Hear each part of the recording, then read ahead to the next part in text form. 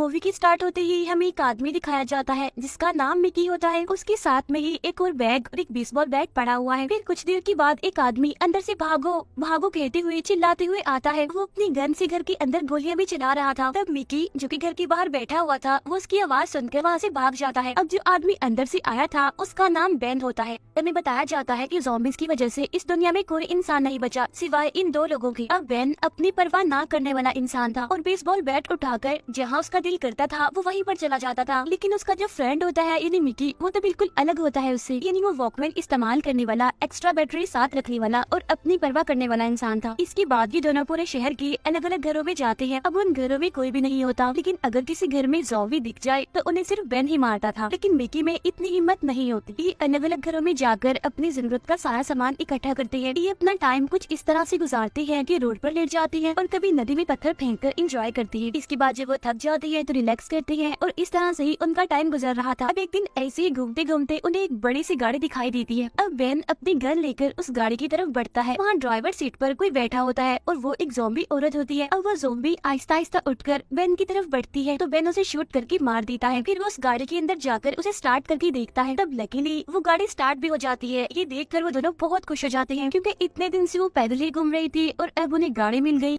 बात करते करते मिकी बेन से कहता है कि चलो मेरी फ्रेंड के घर चलते हैं। अब ये दोनों उस गाड़ी के जरिए मिकी की फ्रेंड के घर जाते हैं। तो वहाँ जाकर उन्हें पता चलता है कि वो लड़की तो कब की मर चुकी है। मिकी उस घर में जाकर उस लड़की के कमरे में जाकर बैठ जाता है। वो उन सभी मोमेंट्स को याद करता है जो कि उसने अपनी फ्रेंड के साथ गुजारे थे। मिरर पर उसकी कुछ पिक्चर्स भी लगी होती है जिन्हें मिकी उतार कर अपने पास रख लेता है। तभी दूसरी तरफ बेन पूरे घर में जरूरत का सामान ढूंढने लगता है। तब उसे वहाँ पर 2 वॉकी टॉकी, एक चेयर और एक पेट्रोल कैन मिलता है जिन्हें वो अपने पास रख लेता है। फिर और ढूंढने पर उन्हें वहाँ पर एक टूथपेस्ट मिल जाती है। अब क्योंकि वो उन्हें काफी टाइम के बाद मिली थी इसीलिए वो ब्रश करते हैं। इसके बाद बेन अपनी लाई हुई गाड़ी को चेक करता है तो उसे पता चलता है कि सीट को मोड़ने से लेटने की जगह बन सकती है। तो इस गाड़ी में 2 लोगों के रहने की जगह है और हम यहीं पर ही रहेंगे। मिकी उसे घर में रहने का सोचता है। तब बेन उसे समझाते हुए कहता है कि जैसा तुम चाह रहे हो ऐसा नहीं हो सकता, क्योंकि अगर हम यहीं रहे तो मर सकते हैं। 3 महीने हम एक ही घर में फंसकर रह गए थे, भूल गए हो क्या? तुम्हें याद नहीं है? ये बात भी भूल गई कि हमने डॉग का खाना खाया था और एक टाइम ऐसा आया था कि हमने डॉग को ही खा लिया था। और यहाँ पर आकर अगर बहुत सारी ज़ॉम्बीज़ ने हमें घेरा डाल लिया तो बस हम तो गए। अब ये सब सुनने के बाद मिकी फिर से पूछता है क्या हम यहाँ पर रह सकते हैं? इस बार बेन गुस्सा होकर उस पर चिल्लाता है। इसके बाद वो लोग दोबारा से गाड़ी को जंगल में लेकर चले जाते हैं। फिर एक दिन मिकी वो वॉकी टॉकी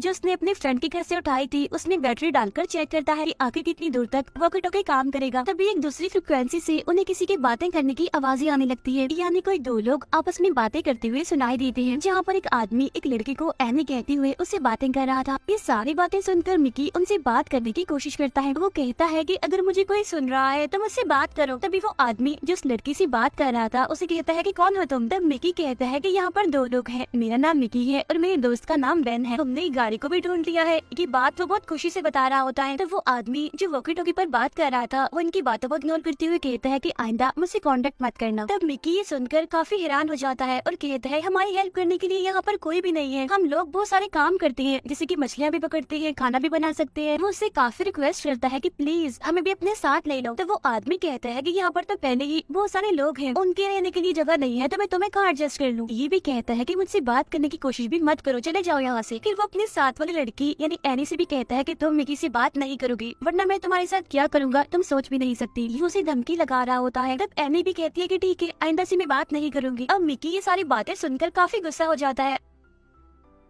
मिकी कहता है कि चाहे कुछ भी हो जाए मैं उन लोगों को ढूंढ कर रहूंगा। तब बेन उसे कहता है कि ठीक है ढूंढ लेना, अगर तुम उन्हें ढूंढना चाहते हो मुझे कोई इशू नहीं है। अब 2-3 दिन के बाद मिकी दोबारा उस वॉकी टॉकी में एनी मुझसे बात करो कहकर चिल्लाता रहता है। तब बेन खाते हुए उसे जवाब देता है कि तुम इतने दिनों से उनसे कांटेक्ट करने की कोशिश कर रहे हो लेकिन उन्हें तो तुम्हारी परवाह भी नहीं है, इसीलिए तुम इस सब को छोड़ दो। मिकी उसे कहता है कि उस आदमी ने मुझे कहा था कि यहाँ पर रहने के लिए तुम्हारी जगह नहीं है, तो जरूर वो किसी होटल में रुके हुए होंगे। तब ये सोचकर वो लोग सारे होटल्स को चेक करते हैं। मिकी जब एक रूम का दरवाजा खोलता है तो अंदर से 2 ज़ॉम्बीज़ बाहर आते हैं। तब बेन जल्दी से गाड़ी से बाहर निकल के मिकी को गाड़ी के अंदर बैठने के लिए कहता है। वो अपनी बेसबॉल बैट लेकर मिकी से कहता है कि मैंने तुम्हें पहले ही कहा था कि ऐसा ही होगा और तुमने मेरी बात नहीं मानी। वो चिल्लाते हुए उस ज़ॉम्बी को मारने लगता है। फिर कुछ देर बाद उन दोनों ज़ॉम्बीज़ को जान से मार देने के बाद वो गाड़ी लेकर वहाँ से चले जाते हैं। फिर नेक्स्ट डे बेन वाटरफॉल में मजे से नहा रहा होता है। तभी एक ज़ॉम्बी लड़की आहिस्ता आहिस्ता गाड़ी के पास आ रही होती है। उस गाड़ी का दरवाजा थोड़ा सा खुला हुआ था, इसीलिए वो ज़ॉम्बी लड़की हाथ अंदर डालकर मिकी को पकड़ने की कोशिश करती है, लेकिन अचानक से मिकी की आँख खुल जाती है। वहाँ से हटकर दूसरी तरफ हो जाता है। जल्दी से वॉकी टॉकी निकाल कर बेन को बुलाने की कोशिश करता है। अभी मिकी उस ज़ॉम्बी लड़की को देख ही रहा होता है कि अचानक से उसका सर ब्लास्ट हो जाता है। किसी और ने नहीं बल्कि बेन ने ही उस पर गोली चलाई थी। ये देखकर मिकी काफी शॉक हो जाता है। इसके बाद वो वहाँ से निकलकर करीबी बनी कुछ जगहों पर जाते हैं। पहले वो एक स्कूल में जाती है, लेकिन हमेशा की तरह वहाँ पर भी कोई नहीं होता। फिर वो एक घर में जाती है और वो घर भी बिल्कुल खाली होता है। अब मिकी चाहता था कि वो भी इसी तरह के घर में रहे और एक नॉर्मल लाइफ गुजारे बाकी इंसानों की तरह। इसीलिए वो पास आकर कहता है कि चाहे कुछ भी हो जाए, आज रात तो हम यहीं पर ही रुकेंगे। उस रात मिकी सोने से पहले फिर से वॉकी टॉकी उठाकर बोल रहा होता है कि एनी तुम हो, प्लीज मुझसे बात करो। तो वो लड़की आगे से जवाब देती है कि अगर मैं तुमसे बात करूंगी तो इन लोगों को पता चल जाएगा और वो मुझे यहाँ नहीं रहने देंगे, इसीलिए प्लीज मुझसे बात मत करो। उधर बेन गाने सुनता हुआ डांस कर रहा होता है, लेकिन उसके हाथ में पिस्टल भी होती है। घर के बाहर जंगल की तरफ जाने लगता है। वहाँ जाकर वो एक ज़ॉम्बी को देखता है जिसे कि बांधा गया था। अब बेन आराम से उसके पास जाकर बैठ जाता है और सिगरेट पीते हुए उसे देख रहा होता है। फिर वो ज़ॉम्बी को खोलकर उसे खींचते हुए मिकी के रूम में छोड़कर बाहर से दरवाजा बंद कर लेता है और ज़ॉम्बी आ गया कहकर चिल्ला रहा होता है। तब मिकी डरकर दरवाजा खोलने का कहता है, लेकिन बेन तो दरवाजा खोलता ही नहीं और वो तो उल्टा हंस रहा होता है। फिर कुछ देर के बाद वो दरवाजा खोलकर देखता है कि मिकी की पूरी बॉडी पर खून लगा हुआ है और साथ में वो ज़ॉम्बी मरा हुआ पड़ा है। अब बेन यहाँ मिकी को कहता है, अरे वाह, तुमने तो ज़ॉम्बी को मार दिया। ये कहकर वो हंसने लगता है। अब मिकी को तो पहले ही गुस्सा आता है, इसीलिए वो बेन को पकड़कर उसे भी मारने लगता है। ऐसा करने के बाद वो घर से बाहर निकल जाता है। अब बेन भी उसके पीछे पीछे जाता है। मिकी थोड़ी दूर जाकर रोने लगता है। वो कहता है कि कल रात मैंने उस लड़की से बात की, लेकिन उसने मुझे कहा कि प्लीज मुझसे बात मत करो। वो दोबारा से अपनी जिंदगी वैसे ही गुजारने लगती है। जब वो मेन रोड पर जा रही होती है तभी उन्हें सामने खड़ी हुई एक गाड़ी दिखाई देती है। दोनों उस गाड़ी से पेट्रोल निकालने के लिए उसे खोलते हैं। मिकी बेन से कहता है कि गाड़ी बहुत गर्म है, इसका मतलब ये है कि अभी अभी इस गाड़ी को कोई यहाँ पर खड़ा करके गया है। तो बेन चिल्लाकर कहता है कोई है यहाँ पर, लेकिन आगे से कोई रिस्पॉन्स नहीं आता। लेकिन जब वो उसका पेट्रोल टैंक चेक करती है तो उसमें तो पेट्रोल ही नहीं होता और तभी एक आदमी मिकी की गर्दन पर चाकू रख देता है। तब हड़बड़ाकर बेन अपनी पॉकेट से अपनी गन निकाल लेता है। तभी वो आदमी बेन से कहता है कि अपनी गाड़ी की चाबी मुझे दो, मैं यहाँ से चला जाऊंगा। तब बेन फौरन उसे कहता है कि हमारी बात तो सुनो, अगर हम सब मिलकर रहे तो ही सरवाइव कर सकते हैं। तब ये सुनकर वो आदमी कहता है कि उन लोगों ने भी मुझे ऐसे ही कहा था, लेकिन फिर बाद में मुझे ऐसे बिहेव किया जैसे मैं इंसान ही नहीं हूँ। मेरे साथ बहुत बुरा सलूक किया, तो इसीलिए मैं किसी पर भी ट्रस्ट नहीं कर सकता। मुझे बहुत दूर जाना है, इसीलिए मैं तुमसे आराम से कह रहा हूँ कि अपनी पिस्टल को फेंक दो और मुझे चाबी दे दो, वरना मैं तुम्हारे इस दोस्त को मार डालूंगा। तब बेन कहता है कि ठीक है, लो मैं पिस्टल नीचे रख देता, चाबी तो गाड़ी के अंदर ही है। तो वो आदमी जल्दी से मिकी को छोड़कर गाड़ी के अंदर जाकर बैठ जाता है, लेकिन अंदर तो चाबी होती ही नहीं, क्योंकि वो चाबी तो बेन के पास होती है। तो वो आदमी गुस्सा होते हुए बेन को बुरा भला कहते हुए गाड़ी से निकलकर भागने लगता है। अब बेन भी पीछे जाकर शूट करके उसको मार डालता है। तब मिकी बेन से कहता है कि ये क्या किया तुमने, क्यों मारा उसे, वो तो इंसान था। तब बेन कहता है कि इंसान जरूर था, लेकिन वो अच्छा इंसान नहीं था, खतरनाक आदमी था वो। तुम जानते नहीं हो क्या, वो हमारी गाड़ी को चुराने वाला था और उसने तुम्हें मारने की कोशिश भी की। उल्टा मैंने तो तुम्हारी जान बचाई है, तुम्हें वो जरूरी है। अभी वो दोनों बातें कर ही रही होते हैं कि तभी रोड के पीछे से एक ट्रक उनकी तरफ आ रहा होता है। तो वो दोनों फौरन अलर्ट हो जाते हैं। बेन अपनी पिस्टल को निकालकर ट्रक की तरफ कर देता है और पूछता है कि कौन हो तुम लोग। तो वो लोग कहते हैं कि हम भी तुम्हारी तरह ज़ॉम्बी से बचे हुए सर्वाइवर हैं। तभी ट्रक में से एक लड़की और हाथ में एक बड़ी सी गन लिए हुए एक आदमी उतरता है और वो गाड़ी जो पेट्रोल खत्म होने की वजह से वहाँ पर रुकी हुई थी, वो लड़की उसे घूरने लगती है और पूछती है कि इस गाड़ी को चलाने वाले आदमी को आपने देखा है क्या और वो कहाँ है। तो बेन कहता है कि उसने थोड़ा तंग किया था, इसीलिए हमने उसे मार दिया। तो वो पूछती है कि मरने से पहले क्या उसने कुछ कहा था। तो बेन कहता है कि उसने अपने घर जाने के लिए हमारी गाड़ी छीनने की कोशिश की थी, बस इसके अलावा तो कुछ नहीं कहा। तो वो लड़की कहती है कि ये गाड़ी उसने कहाँ से ली थी, इस बारे में कुछ बताया उसने। अब वो लोग अपने बारे में तो कुछ नहीं बताते, लेकिन बेन और मिकी से बड़े ध्यान से सवाल कर रहे थे, यानी वो लोग ये कंफर्म कर लेती है कि इन्हें कुछ नहीं पता। फिर वो कहती है कि ये गाड़ी तो हमारी थी और वो हमसे चुरा कर ही ले गया था और बहुत अच्छा हुआ कि आप लोगों ने हमारी गाड़ी को बचा लिया।